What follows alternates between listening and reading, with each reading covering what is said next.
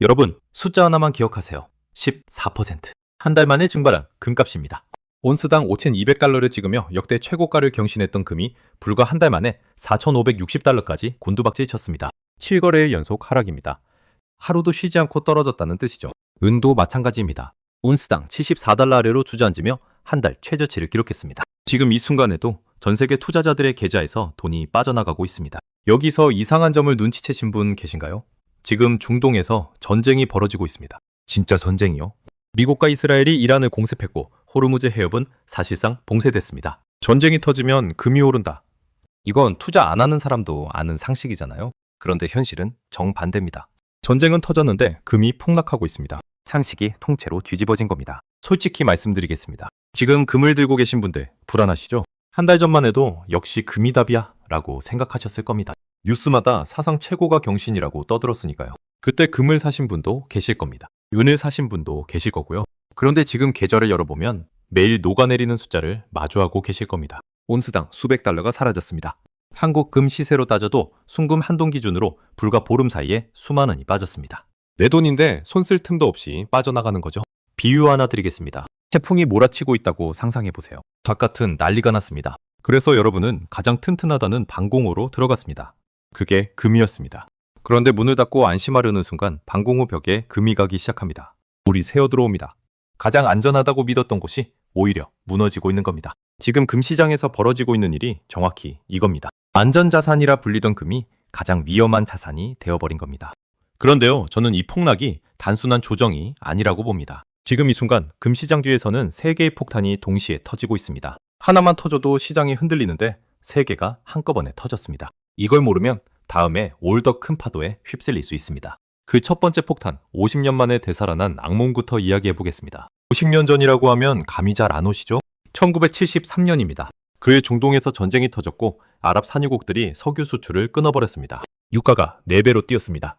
주유소에 기름이 없어서 차를 못 몰았고 공장이 멈췄고 물가는 하늘을 뚫었는데 경제는 바닥을 쳤습니다. 경기 침체와 인플레이션이 동시에 오는 최악의 조합. 경제학에서는 이걸 스태그플레이션이라고 부릅니다. 그 악몽이 지금 판박이처럼 되살아나고 있습니다. 이란 전쟁으로 호르무즈 해협이 봉쇄 위기에 몰리면서 브렌트유가 배럴당 110달러를 돌파했습니다. 한국 주유소에서도 체감하고 계시죠? 전쟁이 터진 첫 주에 휘발유가 리터당 50원, 경유가 86원이나 올랐습니다. 심한 데는 경유를 300원이나 올린 주유소도 있었습니다. 기름값이 오르면 뭐가 따라오죠? 택배비가 오릅니다. 배추값이 오릅니다. 라면값이 오릅니다. 기름이 들어가지 않는 물건이 이 세상에 없으니까요. 전부 다 오르는 겁니다. 노벨 경제학상 수상자 스티글리츠 교수는 이렇게 경고했습니다. 물가는 관세와 전쟁 영향으로 상승하고 있는 반면 성장세는 둔화하고 있다고요. RBC 블루베이 자산운용의 카스파엔세도 1970년대와 같은 상황이 재현될 위험이 커지고 있다고 했습니다. 파월 연준 의장조차 지난 5년간 관세 충격과 팬데믹을 겪었고 이제 상당한 규모의 에너지 충격에 직면하게 됐다고 인정했습니다. 연준 의장이 직접 에너지 충격이라는 단어를 꺼낸 겁니다. 이게 얼마나 심각한 상황인지 아시겠죠? 그런데 여기서 핵심 질문이 나옵니다. 스태그플레이션이 오면 금이 올라야 하는 거 아니냐고요? 맞습니다. 원래는 그래야 합니다. 물가가 오르면 화폐 가치가 떨어지니까 실물 자산인 금으로 돈이 몰리는 게 정상이죠. 1970년대에도 실제로 금값이 폭등했습니다. 그런데 지금은 왜 반대로 가고 있을까요? 여기에 두 번째 폭탄이 숨어 있습니다. 바로 연준이 내린 충격적인 결정 때문입니다. 3월 18일 미국 연준이 기준금리를 발표했습니다. 3.5여에서 3.75%. 두 번째 연속 동결이었습니다. 시장은 이 정도는 예상하고 있었어요. 문제는 동결이 아니었습니다. 그날 진짜 폭탄은 점도표에서 터졌습니다. 점도표라는 게 뭐냐면요. 연준위원 19명이 각자 올해 말 금리가 어디쯤 될 거라고 예상하는 걸 점으로 찍어 놓은 겁니다. 일종의 성적표라고 보시면 됩니다. 그런데 이 성적표가 완전히 바뀌었습니다. 올해 물가 상승률 전망치가 2.4%에서 2.7%로 뛰어올랐습니다. 파월 의장은 기자회견에서 최근 유가 상승이 명시적으로 반영됐다고 직접 말했습니다. 쉽게 번역하면 이겁니다. 물가가 생각보다 안 잡히고 있고 기름값 때문에 더 올라갈 수 있다는 겁니다. 여러분, 이게 왜 금에 치명적인지 설명드리겠습니다. 은행에 예금을 넣으면 이자를 줍니다. 채권을 사도 이자를 줍니다. 그런데 금은요? 금은 이자를 한 푼도 안 줍니다. 금덩어리를 금고에 넣어놔도 1년 뒤에 꺼내면 똑같은 금덩어리입니다. 금리가 낮을 때는 상관없습니다. 어차피 은행 이자도 쥐꼬리니까요. 그런데 금리가 높아지면 상황이 달라집니다. 은행에 넣으면 3%, 4% 이자를 주는데 금은 0%입니다. 금을 쥐고 있는 게 바보 같아지는 거죠. 이걸 경제학에서는 기회비용이라고 합니다. 그런데 상황이 더 나빠졌습니다. 시장에서는 이제 금리 인하를 기대하지 않습니다. 연내 금리 인하 확률이 8.8%까지 추락했습니다. 거의 제로에 가깝다는 뜻이죠. 오히려 금리 인상 확률이 50%를 넘어섰습니다.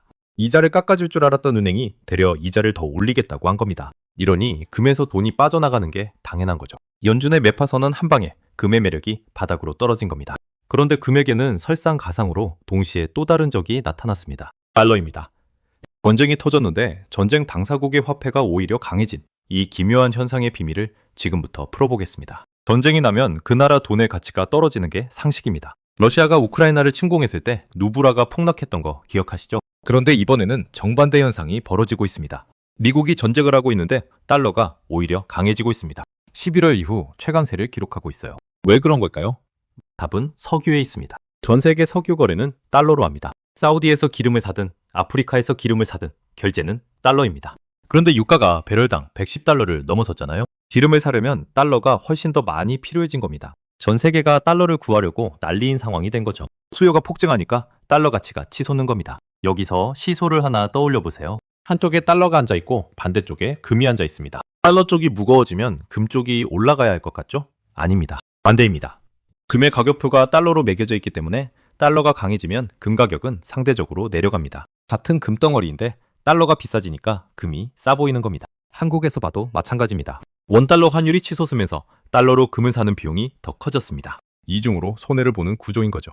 연준의 매파 선언에 달러 초강세까지. 금 입장에서는 양쪽에서 주먹을 맞고 있는 겁니다.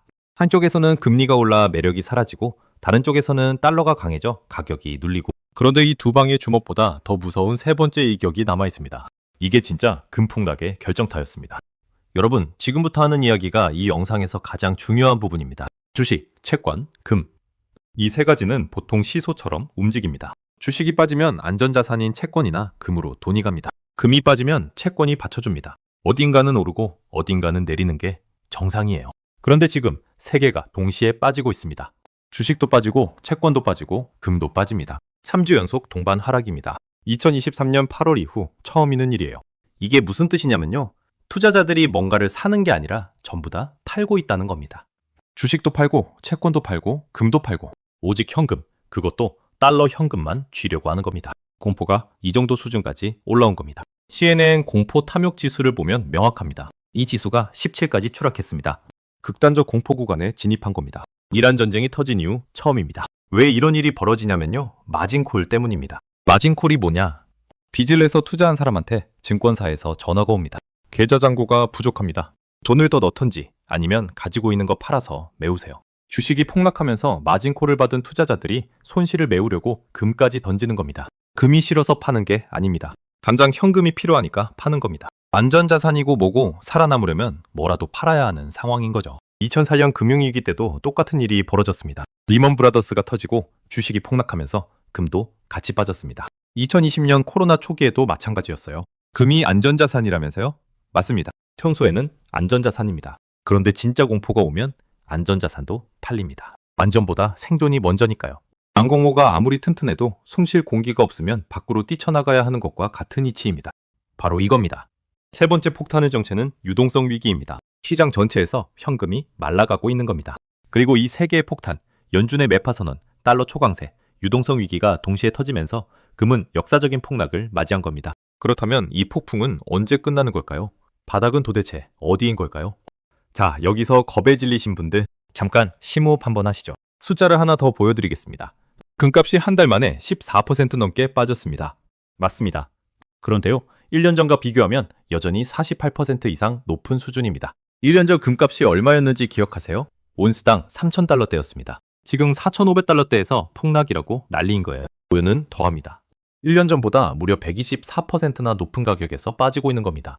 이게 무슨 뜻이냐면요. 지금의 폭락은 반년 넘게 미친 듯이 올랐다던 것에 되돌림이라는 측면이 분명히 있다는 겁니다. 계단으로 올라갔다가 엘리베이터로 내려오는 거죠. 올라간 속도보다 내려오는 속도가 빠를 뿐이지 1층까지 추락한 건 아닙니다. 여전히 상당히 높은 층에 있는 겁니다. 전문가들의 의견도 들어보겠습니다. 삭소뱅크의 상품 전략 책임자 올레 한센은 이렇게 분석했습니다. 중동 분쟁이 인플레이션을 심화시키고 세계 경제를 약화시키는 건 맞지만 바로 그 불확실성 때문에 투자자들이 결국 안전자산으로 돌아올 수밖에 없다고요. 야데니 리서치도 이번 급락에도 불구하고 금에 대한 장기 강세 전망을 재확인했습니다. ABRDN의 ETF 전략가 로버트 민터는 한 발 더 나아갔습니다. 전 세계 정부들이 재정 지출을 확대하고 공공부채가 계속 쌓이는 한 금의 장기 추세는 긍정적이라고 못 박았습니다. 정리하면 이겁니다. 장기적으로는 폭풍이 몰아치고 있지만 장기적으로는 금의 가치를 떠받치는 구조가 사라진 게 아니라는 겁니다. 유동성 위기가 잦아들고 공포가 가라앉으면 자금은 다시 금시장으로 돌아올 가능성이 높습니다. 2008년에도 2020년에도 극단적 공포의 바닥에서 금을 판 사람들은 나중에 후회했습니다. 반대로 공포 속에서 버틴 사람들은 그 이후의 반등을 고스란히 누렸습니다. 자, 이제 마지막으로 정리하겠습니다. 오늘 이야기의 핵심은 세 문장으로 압축됩니다. 첫째, 이란 전쟁으로 유가가 폭등하면서 스태그플레이션 공포가 되살아났습니다. 둘째, 연준이 금리 인상 가능성까지 열어두면서 금의 매력이 급감했고 달러 초강세가 금값을 짓눌렀습니다. 셋째, 극단적 공포 속에서 모든 자산이 현금화되는 유동성 위기가 터졌습니다. 이 세 개의 폭탄이 동시에 터진 겁니다. 그렇다면 지금 우리는 뭘 해야 할까요? 파월 의장도 에너지 충격이 어떻게 전개될지 알 수 없다고 했습니다. 연준 의장도 모르는 걸 우리가 안다고 할 수는 없잖아요. 지금 확실한 건 세 가지 변수입니다. 이란 전쟁이 어디로 흘러가느냐, 유가가 어디까지 오르느냐, 연준이 정말로 금리를 올리느냐, 이 세 가지에서 눈을 떼지 마십시오. 그리고 원칙 두 가지만 지키시면 됩니다. 공포에 휩쓸려 바닥에서 팔지 말 것, 떨어지는 칼날을 맨손으로 잡으려 하지도 말 것. 지금은 현금을 넉넉히 쥐고 시장을 지켜볼 때입니다. 폭풍은 반드시 지나갑니다. 문제는 폭풍이 지나간 뒤에 여러분의 자산이 남아있느냐는 겁니다. 살아남는 사람이 이기는 겁니다.